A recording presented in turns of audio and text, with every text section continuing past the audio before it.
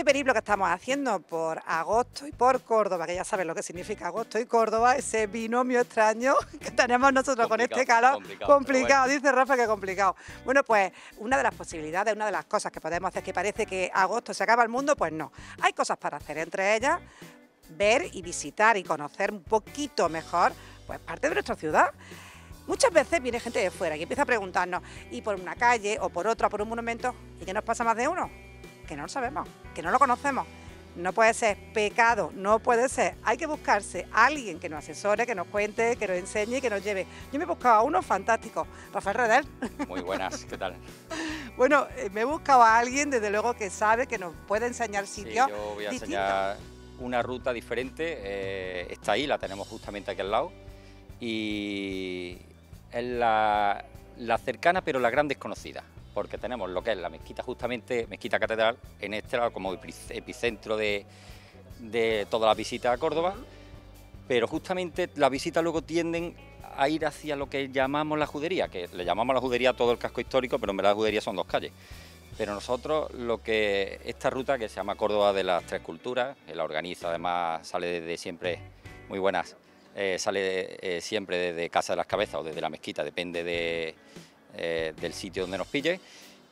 Intentamos dar a conocer lo que es la Córdoba que llamamos la Córdoba Sefarad, la última, entre comillas, podríamos decir que es la última judería, no como judíos, como ahí se asentaron lo que son los judíos conversos, pero es la gran desconocida de Córdoba. No simplemente por sus calles, sino por su historia, porque además que alberga una historia bastante curiosa todo el entorno de lo que es la mezquita de Córdoba. Hay patrimonio, hay monumentos que tenemos nosotros aquí en nuestra ciudad que, como estábamos diciendo antes, los propios cordobeses desconocemos. Eso es un pecado nacional, me parece a mí, que vayas donde vayas de una ciudad española, hay mucha gente que todavía no conoce su propia ciudad. Para empezar, muchos no han entrado a la mezquita. O sea, eso para empezar. Yo paso muchas visitas, yo soy guía oficial de la mezquita de Córdoba, aparte soy intérprete del patrimonio, y muchos preguntan, cuando vienen aquí, muchos es sorprendente porque alguno dice, bueno, la Alhambra, vamos a ver la Alhambra. No, la Alhambra está en Granada, nosotros vamos a ver la mezquita catedral. Pero los propios cordobeses, bueno, que vamos a hacer una visita, porque yo no entro desde que estaba en el colegio. Usted tiene 60 años, usted no ha entrado a la mezquita desde que estaba en el colegio. Y después tenemos cosas aquí al lado, casas, como el caso de Casa de las Cabezas, que tiene su historia, tiene su leyenda. O sea, tenemos uno de los cantares de gesta más importantes medievales que tenemos en España. Uno de ellos se basa en la Casa de las Cabezas, que es el cantar de gesta de Romance de los 7 Infantes de Lara.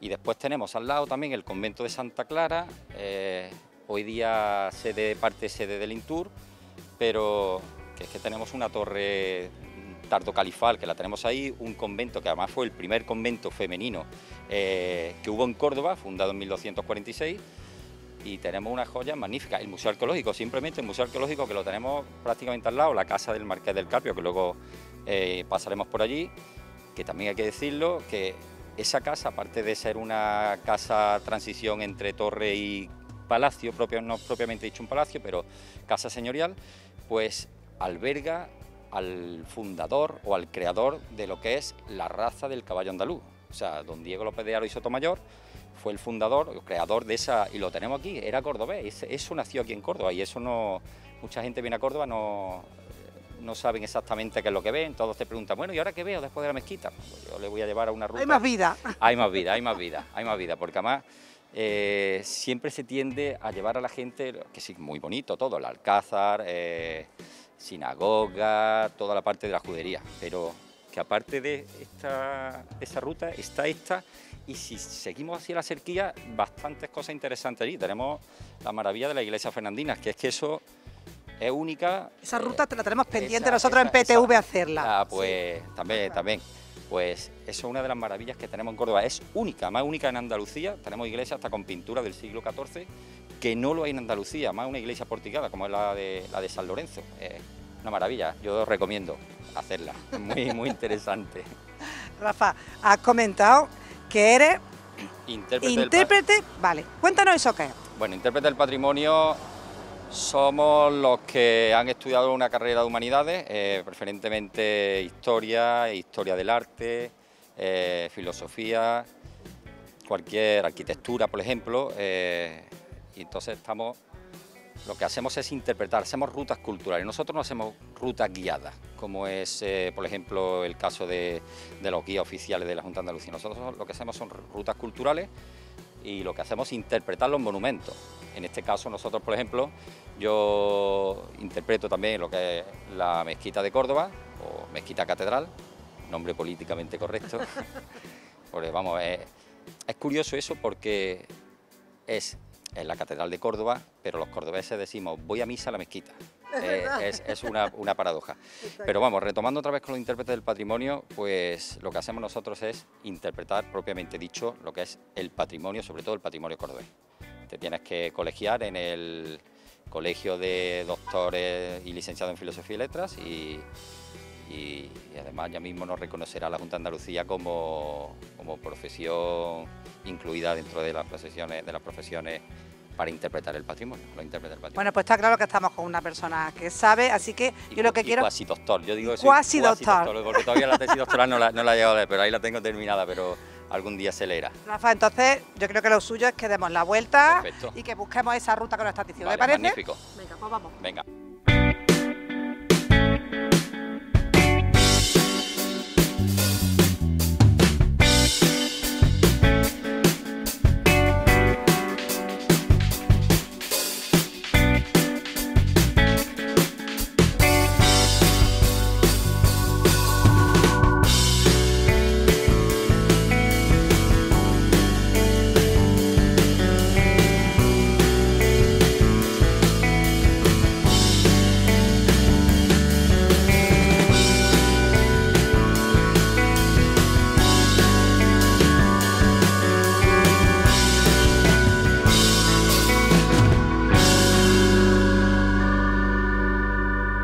Algo muy típico en Córdoba, la calleja del pañuelo. Efectivamente, estamos ante ella. Esto hay que venir sí o sí. Sí, además nos pilla siempre de paso para hacer esta ruta.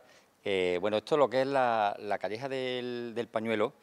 Primero lo llaman del pañuelo por el diámetro que tiene, ahora cuando avancemos un poquito son 50 centímetros, que es la medida que tenían los pañuelos que se ponían en la cabeza.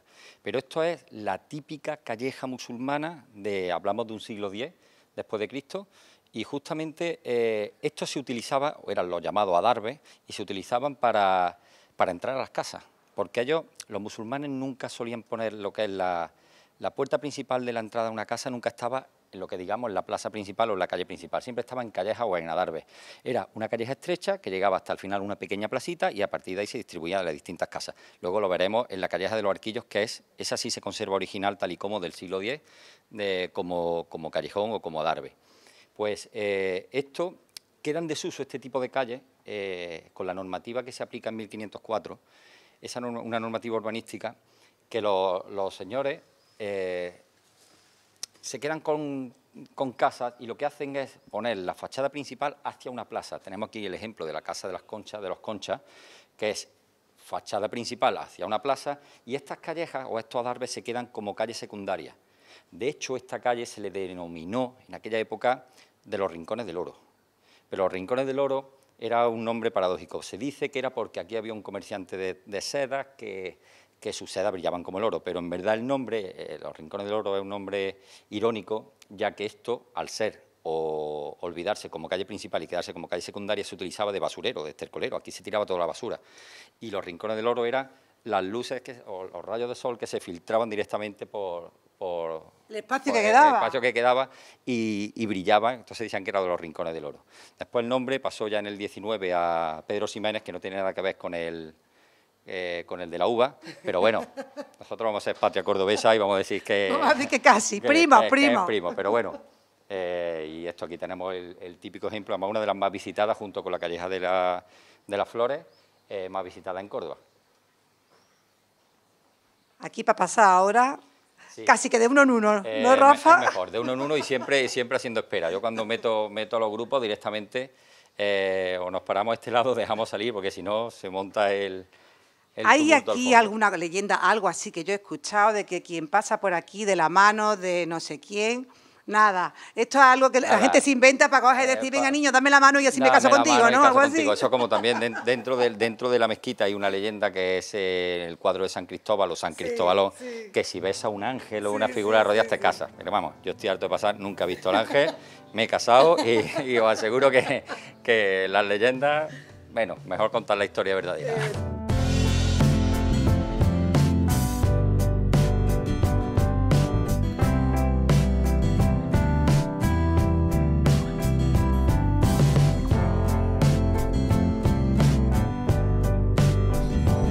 ¿Por dónde vamos ahora? Bueno, esto es lo que sería el convento de Santa Clara. Este primitivamente fue una basílica, la Basílica de Santa Catalina, de ahí del nombre de la Puerta Santa Catalina de la mezquita o de la catedral. Después fue mezquita, una mezquita tardocalifal. De hecho, se conserva de esa mezquita, se conserva lo que es el alminar, de los poquitos que se conservan dentro de lo que es el casco histórico de Córdoba. Posteriormente, después en 1246 fue el primer convento femenino que se funda en Córdoba como convento. Luego ya cuando vienen las clarisas, ya cuando se le denomina convento de Santa Clara. En el 18 se reforma, de hecho la portada que tenemos justamente en el convento es del 18. Después se exclaustran las monjas que se van al convento de Santa Cruz en 1864. Queda abandonado, después fue almacén de artillería, polvorín. Posteriormente lo compra el ayuntamiento y hoy día está una parte que se supone que hay un proyecto para rehabilitarlo y restaurarlo, y otra parte en la que actualmente se ubica el Intur como oficina de turismo. Y es una joya que tenemos aquí escondida en esta ruta, que ahora seguiremos un poquito hablando de ella. Venga, pues vamos.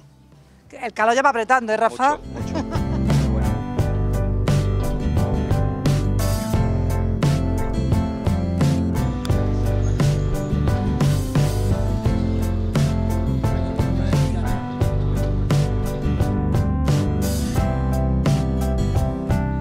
Seguimos periplo, ya mismo con abanico, Rafa. Con abanico, pero bueno. ¿Ahora dónde nos has traído? Mira, ahora estamos en lo que es la plaza que llamamos los cordobeses del Museo Arqueológico, o Plaza de los Jerónimo Páez. Jerónimo Páez por ese edificio que tenemos ahí justamente, que es la casa o el palacio de los Jerónimo Páez. Y después, que hoy día forma parte del Museo Arqueológico, que primitivamente fue el Museo Arqueológico y después con la nueva ampliación se unen las dos partes. Y después tenemos lo que sería el Museo Arqueológico, pero el Museo Arqueológico, aparte de todas las piezas que alberga, que son espectaculares, yo me quedo por donde estamos ahora mismo, que es la plaza donde se situaba la escena del teatro romano. O sea, este es un teatro, podríamos decir que es del siglo I, que se asienta sobre distintas terrazas, y desde dentro del Museo Arqueológico se conserva, ahí excava un 30% nada más, pero se conserva perfectamente, bueno, con sus avatares del tiempo, todo el graderío y todo el sistema de techumbre cubierta, que era para acceder directamente a la grada. Es una maravilla, muy recomendable para entrar. Y encima nos sale gratis porque es un edificio de la Junta. O sea que todo redondo. Todo perfecto. Pues venga, seguimos entonces. Muy bien. Venga.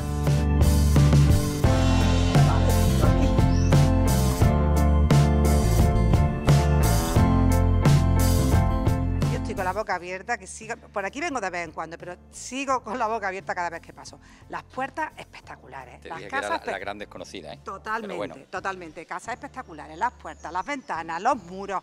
¿Y ahora dónde nos traes? Bueno, esto es lo que sería la casa del Marqués del Carpio. Esta es una casa transición entre torreón y palacio. Palacio o casa señorial, lo que podríamos llamar casa señorial. Esto se le da, esta casa como torre, se lo da Fernando III el Santo a los Méndez de Sotomayor, a la familia Méndez de Sotomayor, para que protegieran esta parte de la ciudad, esta zona amurallada. Actualmente sigue siendo de los Méndez de Sotomayor, los marqueses del Carpio. Pero lo curioso es que es el único ejemplo que hay en Córdoba de transición entre el medievo y el renacimiento, no como tal, pero sí es el edificio de transición. Curiosidades que tiene el edificio. Bueno, aparte de que en el siglo XVI, en 1567, más concretamente Felipe II le encarga a don Diego López de Haro y Sotomayor, primer marqués del Carpio, le encarga la creación o recopilación de distintas yeguas sementales que estaban pastando por la zona. Eso dará origen a lo que actualmente conocemos como la raza del caballo español. Nació aquí en Córdoba.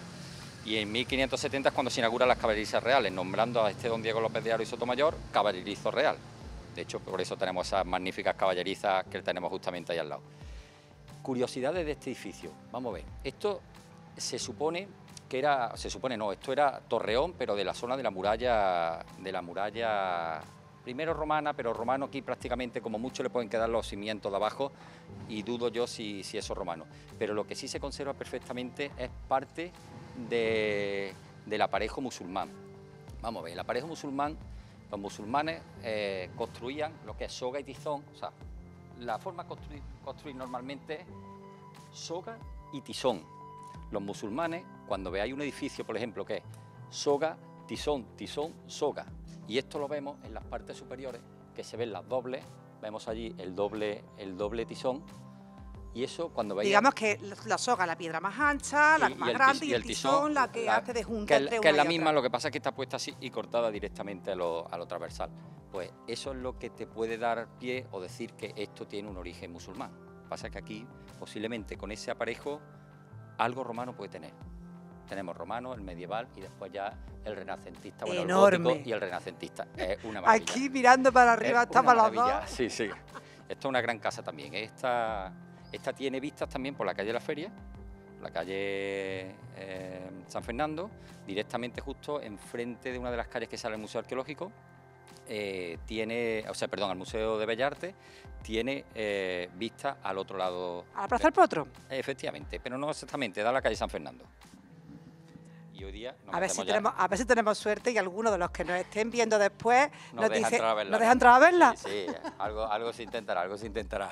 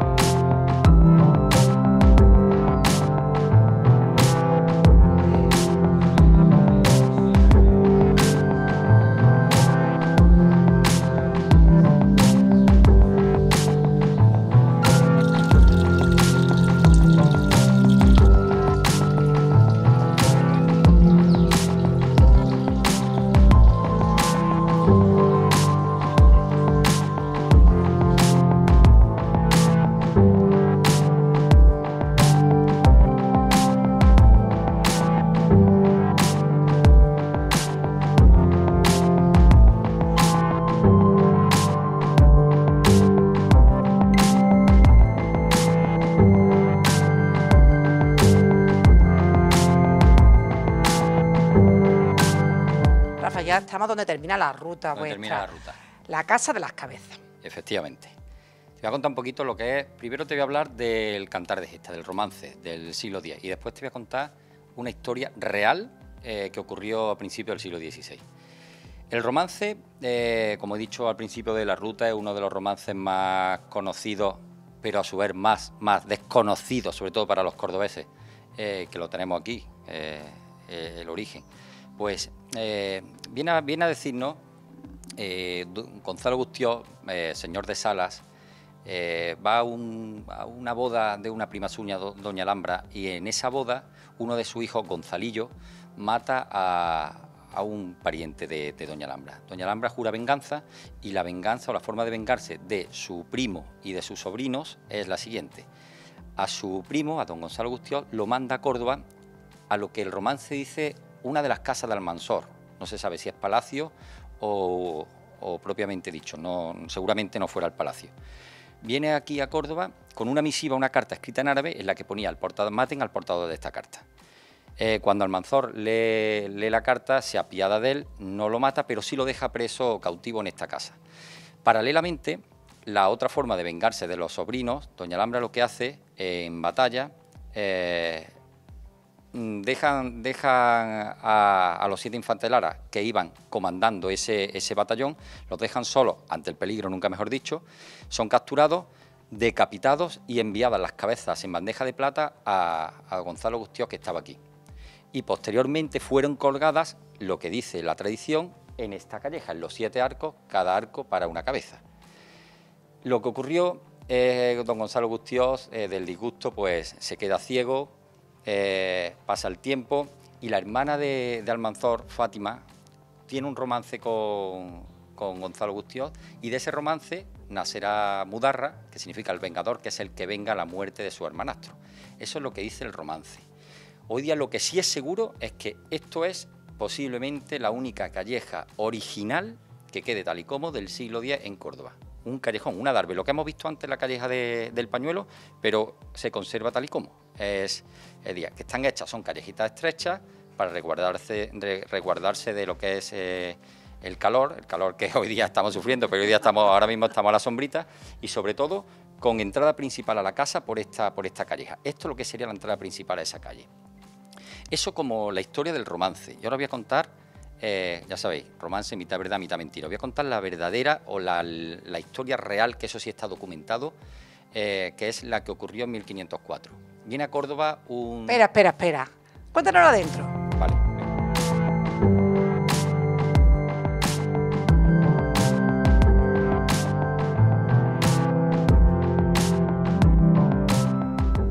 De arriba a abajo. Estamos en el sótano. Aquí también se está fresquito, Rafa. En la fresquera. De hecho, esto se utilizaba como fresquera. O sea, esto en el 18 y en el 19 era la fresquera.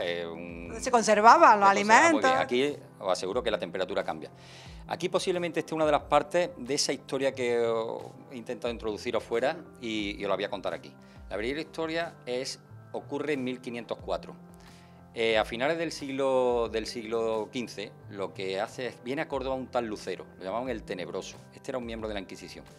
Torquemada y Lucero son primos hermanos, pero no carnales, sino para que nos hagamos una idea. Siempre que se habla de Torquemada, meter también a Lucero. Pues ese vino aquí a Córdoba. Más malo que un trueno. Cuando viene a Córdoba directamente, su misión era buscar a esos judíos conversos o falsos cristianos que se asentaron todos en esta zona. Se asentaron en esta zona, ¿por qué? Porque cuando desaparece la sinagoga, el barrio judío, en 1391, todos los judíos se dividen en distintos puntos de la ciudad. Y muchos vienen a esta zona, ¿por qué? Porque aquí es donde se asienta todo el comercio. Tenemos la puerta de pescadería justamente ahí al lado. Tenemos el Arco del Portillo, que eran puertas para vender. Directamente todos se asientan aquí. ¿Qué ocurre? Que a partir de 1492, con la expulsión de los judíos, muchos se tienen que quedar aquí. Se transforman o se convierten al cristianismo, que es lo que posteriormente le llamarán marranos o judíos conversos. Esos judíos conversos, la misión de este Lucero era buscar a los falsos cristianos. Y él acusa al dueño de esta casa, que era Juan de las Cabezas o de la familia Membreque, lo acusa de practicar judaísmo en su casa. ¿Qué ocurre? Que condena a la hoguera a 107 vecinos, todos miembros de esta familia, y al dueño de esta casa los queman en la hoguera. Es el mayor auto de fe que ha habido en Europa, lamentablemente, ha sido aquí en Córdoba. Los quemaban en el Marrubial.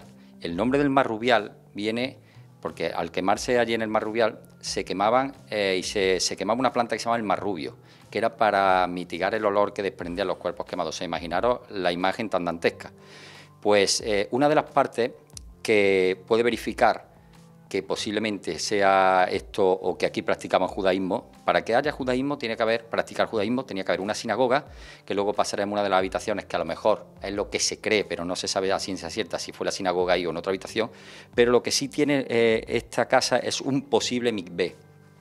Sinagoga siempre tiene que ir de la mano de un mikvé. Un mikvé es una fuente ritual judía, lo que equivale, no es lo mismo a una pila bautismal cristiana. Los judíos es otra forma, lo utilizan en distintos ritos, sobre todo 7 días después de la menstruación de la mujer se tiene que bañar en la fuente, tiene que cumplir una serie de características, que es agua corriente, esto lo tiene, tiene que tener una serie de escalones, lo tiene, que el agua no te cubra más del pecho, esto lo tiene también.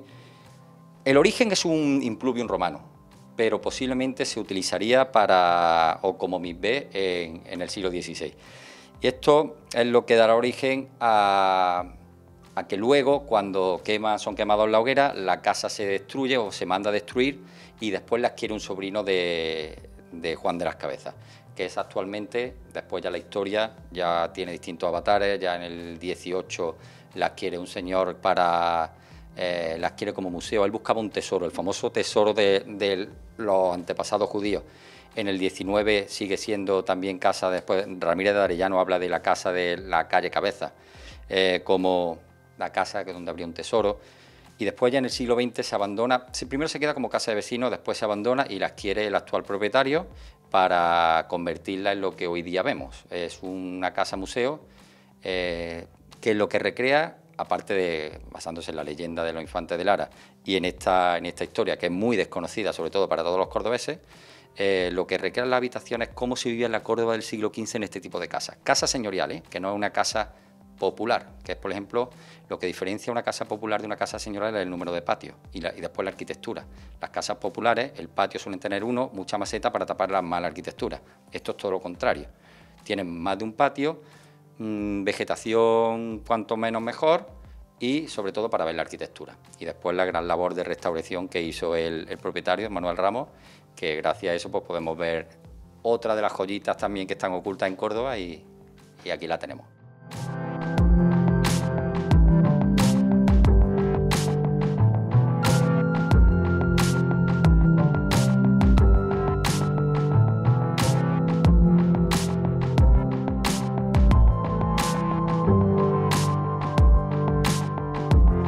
Bueno, yo creo que más completo el paseo no ha podido ser, más completo el reportaje tampoco. Ahora lo que queda es que cojan ganas, cojan sombrilla o cojan abanico. Oye, por la noche también, que es un buen momento para coger y salir a pasear. Además, esto está abierto hasta las 9, que... Sin problema, a esa hora sin ya problema, no hay... podemos pegar paseo.